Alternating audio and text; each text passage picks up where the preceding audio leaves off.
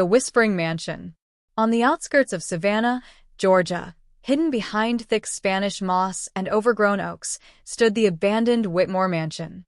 Locals whispered tales of its dark past, families who vanished without a trace, servants who went insane, and strange lights flickering in the windows at night. Most people avoided it, but curiosity has a way of overpowering fear. A group of 5 friends, thrill-seekers from Atlanta, decided to spend a night in the mansion. Among them was Mark, the leader, always drawn to danger, Lila, his brave girlfriend, twins Jason and Ethan, who loved pranks, and Emily, the skeptic who believed in nothing beyond logic. As they approached the rusted iron gates, the air grew thick, almost suffocating. A cold wind whispered through the trees, carrying an eerie hum. Emily shivered. "I don't like this place," she muttered, but Mark just laughed. "It's just the wind," he said, but even he felt the chill creeping up his spine. Inside, the mansion was decayed yet majestic. Dust covered the grand chandelier, and the floorboards groaned with each step. The friends split into 2 groups to explore. Mark, Lila, and Jason went upstairs, while Ethan and Emily investigated the main hall. In the upstairs hallway, Mark's flashlight flickered. Shadows danced on the peeling wallpaper, forming shapes that looked suspiciously like faces. Lila gasped. "Do you see that?" "See what?" Mark replied, though his voice lacked conviction. A soft whisper drifted down the hall. "Get out, get out." Jason laughed nervously. "It's just the wind, right?" But no one answered. The whisper repeated, closer this time, and Jason felt a cold hand brush against his arm. Meanwhile, downstairs, Ethan and Emily discovered a hidden study. The room smelled of damp wood and mildew. An old journal lay on the desk, its pages yellowed and brittle. As Emily flipped it open, her eyes widened. The journal belonged to the mansion's last resident, Abigail Whitmore. Her final entry read, "The shadows are alive. They watch, they wait. Tonight they come for me." A sudden crash upstairs made them jump. Emily's heart pounded as they rushed to see what happened. In the grand hall, they found the others staring at the top of the staircase. A faint, ghostly figure hovered at the landing, a woman in a tattered gown, her face obscured by darkness. "She's real," Jason whispered, his voice trembling. Mark stepped forward, trying to muster courage. "We need to leave," he said, but the figure's eyes glowed red. A chilling laugh echoed through the mansion, and the front door slammed shut by itself. The group was trapped. Every window seemed to reflect shadows that weren't there moments before. Whispers grew louder, surrounding them from every corner. Emily grabbed the journal. "Maybe there's something here to help us," she said, scanning the pages. Suddenly, the floor beneath Jason creaked violently. He fell through a hidden trapdoor into darkness. His scream echoed endlessly. Lila and Mark ran to the spot, but it was too late. A cold wind extinguished their flashlights, plunging the mansion into complete darkness. In the pitch black, the whispers became voices, forming words they could understand. "Welcome to your eternity." Mark's flashlight flickered back on for just a moment, illuminating Abigail's ghostly figure at the top of the stairs. She raised a skeletal hand, pointing directly at them. Then she vanished. When the group finally fled at dawn, the mansion loomed silently behind them. The sun illuminated its decay, but nothing seemed to have moved. Still, the whispers followed them, faintly, in the wind, promising that the mansion's secrets weren't done and they never would be. Shadows in the walls. The sun had barely risen over Savannah when the group finally reached the safety of their car. Their clothes were torn, their faces pale, and their hands shook from the night's horrors. Yet none of them felt relief. An unseen presence seemed to cling to them, as if following their every step. Mark drove in silence, glancing repeatedly in the rearview mirror. Lila sat beside him, staring out the window, her mind replaying Abigail's ghostly figure and the whispers of eternity. Jason, still trembling, refused to speak, while Emily clutched the journal tightly, as though it could protect them from the unknown. Ethan was oddly quiet, a look of disbelief in his eyes. "You know we can't just leave it alone," Emily finally said. There's something about that mansion, it's not just haunted. It's alive in some way. Mark didn't respond. He couldn't find the words. The night had changed everything. They had all seen it, felt it, and yet it defied explanation. Back at their hotel, Emily began transcribing Abigail's journal into her laptop. Every entry grew darker, strange figures appearing in mirrors, voices calling her name, doors that opened on their own. The mansion's walls, it seemed, had absorbed decades of fear and madness. That night, despite their exhaustion, the friends couldn't sleep. Shadows moved in corners, and faint whispers echoed through the room. Jason saw fleeting figures in the hallways. Ethan swore he felt icy fingers brush his shoulder. Lila kept the lights on, terrified that turning them off would allow the mansion's influence to reach them even here. Unable to rest, Emily suggested they return to the mansion during the day. "We need to understand it before it claims more than just our sanity," she said. Hesitation filled the room, but curiosity won over fear. As they approached the mansion again, the atmosphere was different. The air was still, heavy, and oppressive. But the mansion itself seemed to wake. The windows reflected shadows that weren't inside, and the door appeared to pulse slightly, as though breathing. They stepped inside, and immediately the temperature dropped. Frost formed on the edges of the grand staircase. Emily led the group to the study, hoping the journal would provide guidance. Yet as soon as they opened it, a low, guttural growl echoed through the halls. From the corner of her eye, Lila saw movement. A figure crouched near the staircase, staring at them with hollow eyes. It wasn't Abigail this time. This was something darker, something that hadn't yet revealed its true form. Suddenly, the walls groaned. Dust and small debris fell from the ceiling, and the floor beneath them vibrated. Ethan screamed as a shadow lunged across the hallway, passing through him with icy fingers grazing his chest. Jason bolted toward the exit, but the front door slammed shut before he could reach it. Mark grabbed him just in time. "We need to stick together," he shouted, though the sound of their own voices seemed swallowed by the mansion itself. Emily, desperate for answers, opened the journal to the final pages. There, Abigail had drawn a crude map of the mansion, marking a hidden chamber beneath the main hall. "This is it," Emily said. "Whatever controls this place, it's down there." The group descended a narrow, spiraling staircase into darkness. The chamber smelled of decay and old smoke. Candles, long extinguished, were scattered around, their wax frozen in time. At the center stood a pedestal with a single, cracked mirror. As they approached, the mirror began to shimmer. Reflections twisted. In the glass, they saw not themselves, but Abigail, reaching out with a pleading expression. Behind her, shadows moved independently of any physical object. A whisper rose from the mirror. "Free us, or be trapped forever." Mark reached out, touching the mirror, and a shock of icy energy shot through him. The others screamed as the shadows surged toward them, forming shapes of people long dead, trapped within the mansion's walls. Each shadow had a story, a scream, a regret, and now they were all awake. Emily remembered a passage from the journal. "The shadows feed on fear. To escape, you must face the truth, not the terror." With trembling hands, she held up the journal and read aloud a passage of Abigail's final words, invoking a plea to the spirits. The shadows hesitated, as if listening. The whispers grew louder, and then, as one, the spirits pulled back into the walls, leaving the group gasping for air. The mirror cracked completely, and a cold wind swept through the chamber, extinguishing the faint light. When they emerged from the hidden chamber, the mansion was silent. The oppressive presence had lifted, but a lingering sense of dread remained. They had survived, but the Whitmore mansion had left its mark.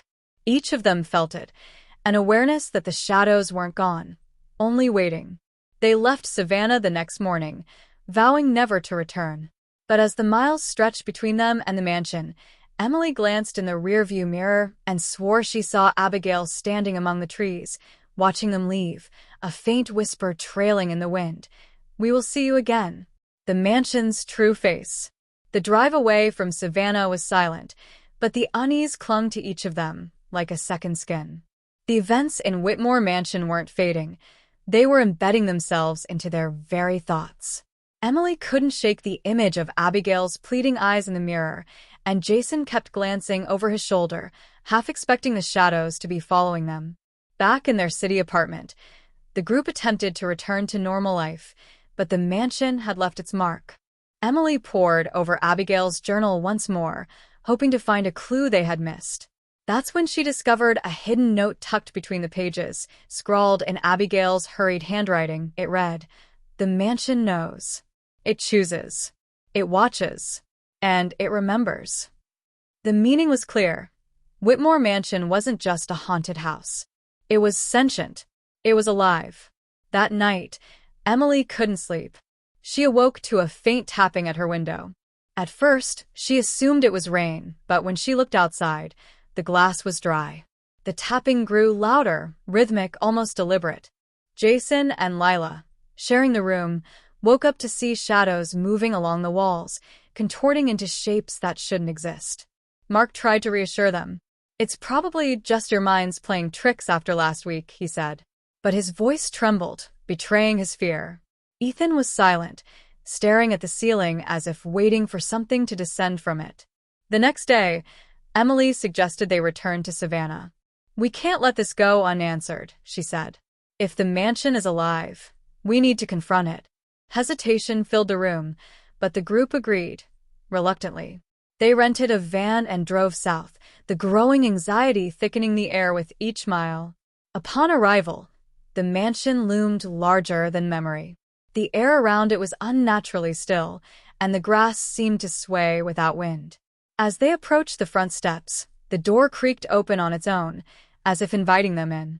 Inside, the mansion was different.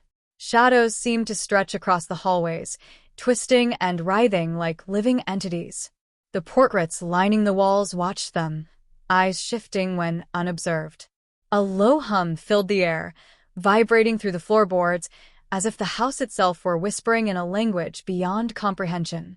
Emily led the group toward the study, hoping to find more of Abigail's writings or any clue to the mansion's purpose. As they moved through the halls, each room revealed new horrors, chandeliers swinging violently despite calm air, furniture rearranging itself, and cold drafts that carried faint whispers. Jason froze in the foyer as a shadow detached itself from the wall. It was tall, featureless, and moving with an unnatural speed. It passed through him, leaving a sensation of icy dread. He stumbled back, realizing the mansion wasn't content to just scare. They wanted interaction. In the study, Emily discovered a hidden door behind an old bookshelf. It led to a subterranean passage, damp and lined with roots from the earth above. The air was thick, suffocating, and every step echoed ominously. At the end of the passage, they found a cavernous chamber, its walls engraved with symbols that pulsed with a faint green light. At the center of the chamber lay a stone altar, surrounded by small figurines of people and animals, all carved in meticulous detail. Emily noticed that some figures resembled the group themselves. A chill ran down her spine. Had the mansion been marking them all along? Suddenly, the whispers coalesced into a single voice, echoing from the walls. "You should not be here. Leave or join us." Shadows surged from the walls, forming humanoid shapes, each radiating a palpable malice.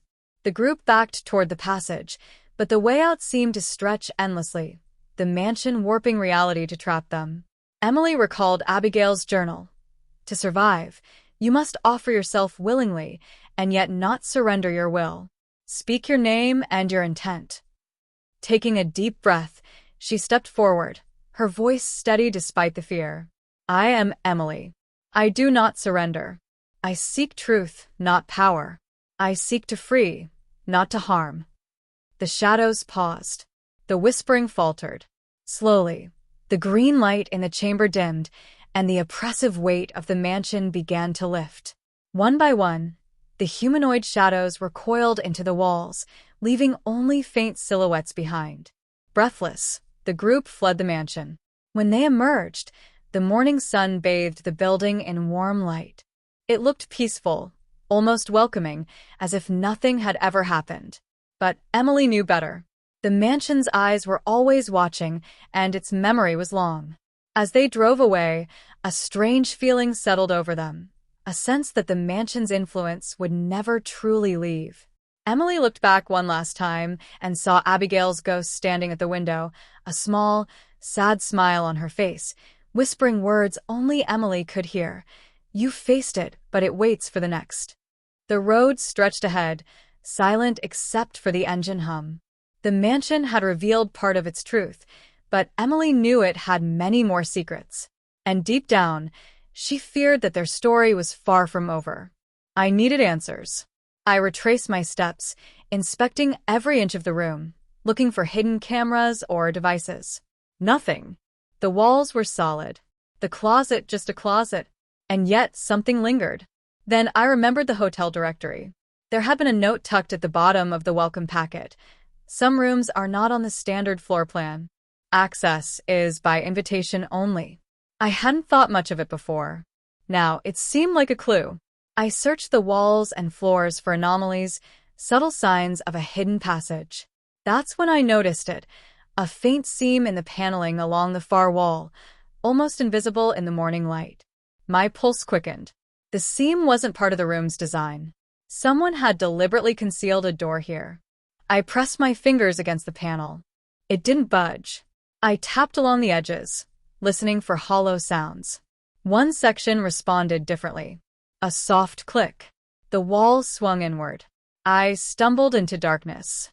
The hidden room was small, barely the size of a walk-in closet. Dust coated everything, and the air smelled of mildew and something metallic.